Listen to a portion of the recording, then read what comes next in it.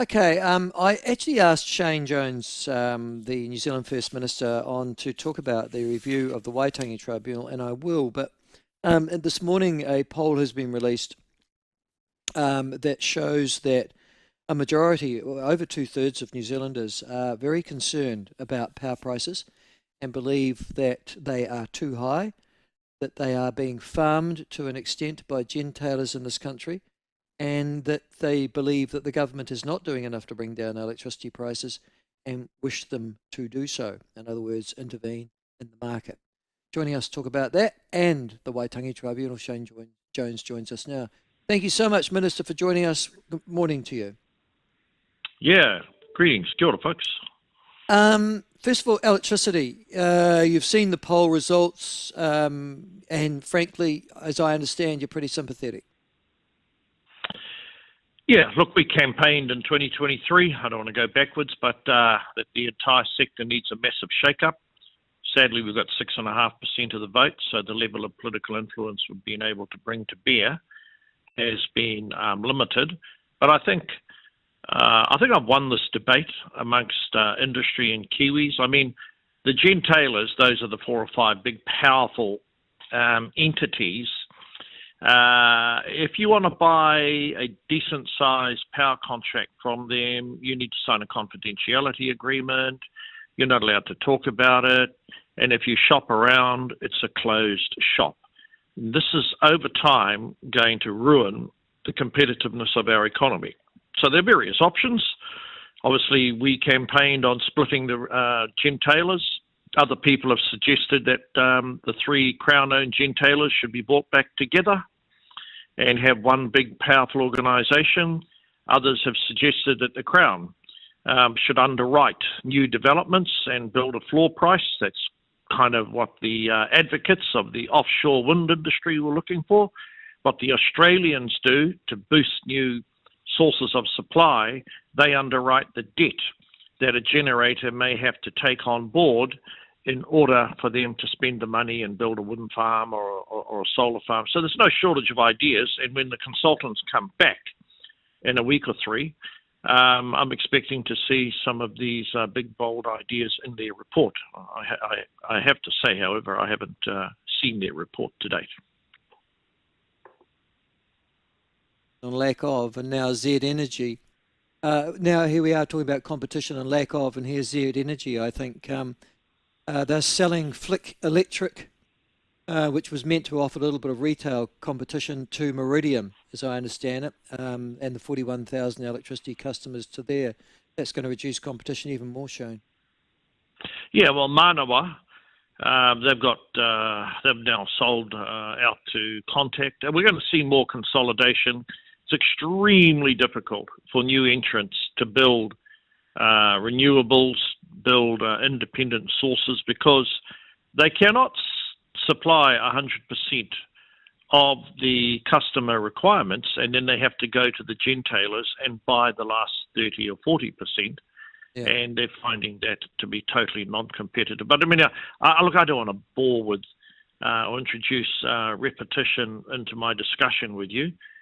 We are, agitating and trying to get our colleagues to come to a point where we give a massive jolt and try new interventions in the power sector, because the costs are escalating. Supply is very shaky, and there's no guarantee, mate, that the coal and gas-fired power stations of Huntly are going to always be available. And if people might say to us, Michael, oh, well, we can mine down further the lake levels, and then you can generate more energy, and we'll just tolerate a lower level of lake water or hydro water.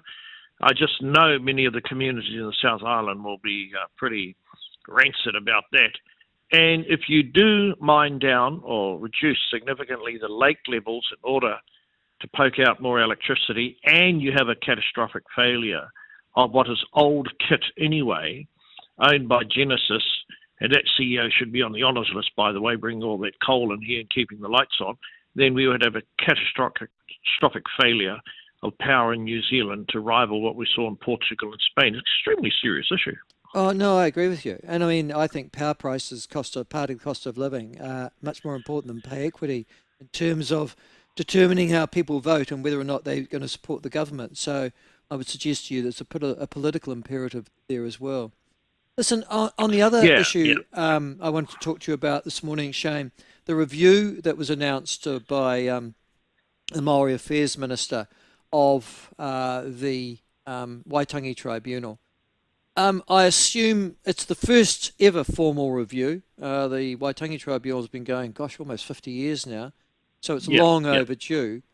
The hmm scope of it, announced by Minister Tama Potaka, can I ask whether you're satisfied it goes far enough? Look, the three things that it has to deal with from New Zealand First perspectives. Number one, the underlying writ. What is the statutory bandwidth? What is the statutory purpose going forward of the Waitangi Tribunal? The historic claims have been dealt with. Yes, originally it had no mandate to go back into our colonial history in 1975. It was only to deal with recent policy developments or government ambitions. Then in 1985, there was the Longi government, and Geoffrey Palmer extended the writ of the Waitangi Tribunal so it could go back to the treaty. Now, that's pretty much done and dusted. And the Waitangi Tribunal went looking for work. I think it's reasonable to say mission creep. So then they received what's called kaupapa claims. And the kaupapa claims basically are public policy calls that the government is making.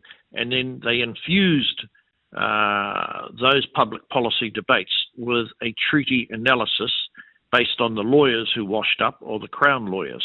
Now, all of that has to be reviewed. It is not a tolerable situation that the tribunal remains so lawyer-driven and so litigious. And I've felt for a long time, mate, that it's an echo chamber. I never hear anything coming out of that broader community in the Waitangi Tribunal area that acknowledges the roles that government and the Crown makes in trade-off decisions, which is a feature of democracy. Everything is seen through the prism, through the portal of ongoing colonialism. Now, that's almost an ideology, and whether or not that ideology belongs in the Waitangi Tribunal is a very disputable point. I don't mind debating that in Parliament as a politician, and if I'm not good enough, you fellows will vote me up 3 years' time. I'm confident that won't happen this time around. But the Waitangi Tribunal is, it's an instrument of administrative law. So we want that sorted out. Secondly, what role it should have in the Waitangi Tribunal settlements that already exist. After all, the Audit Department just published some gargantuan report identifying how extensive the existing settlements are. And maybe the Waitangi Tribunal should play more of a role there as well, making sure what we've got is continually working in the vein that it was originally contemplated. And the third thing is who's paying for all of this? And what's the value that is being generated by the ongoing access to legal aid resources or other sources of finance? And those are three things that we campaigned on, and I'm confident embedded in the wording of that criteria. I don't know Mr. Gray, the KC, who's in charge of it. I think they've brought someone in with a clean pair of hands. Obviously, the two Māori appointees are well known. One's a very senior civil servant, and the other one, Dion Tuta, used to be the chairman of the Māori Fisheries Commission. So what he doesn't know about Māori internal strife beggars belief. And then David Cochrane, a highly respected lawyer, formerly from Chapman Tripp. I think you're probably right. I think the membership of the Independent Technical Advisory Group seems pretty kosher. They're meant to come back with proposals or recommendations by September. That's 4 months. They're going to get to wriggle on, aren't they? Yeah, so it could be said, well, would you give them an extension? That's really up to Tama. I'm pretty sure that you've got some pretty able men and women already there. I mean, the two Māori appointees, they don't need any policy seances. They already know what the go is in this broad area of the Waitangi Tribunal.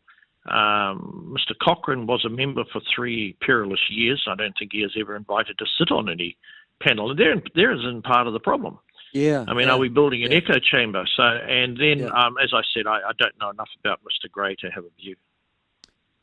Well, the latter is a well-known litigator. In actual fact, I think he's been very strong on assisting media organisations over freedom of speech and things like that. Oh, So, okay. and he's also, what was the other thing I can tell you about him?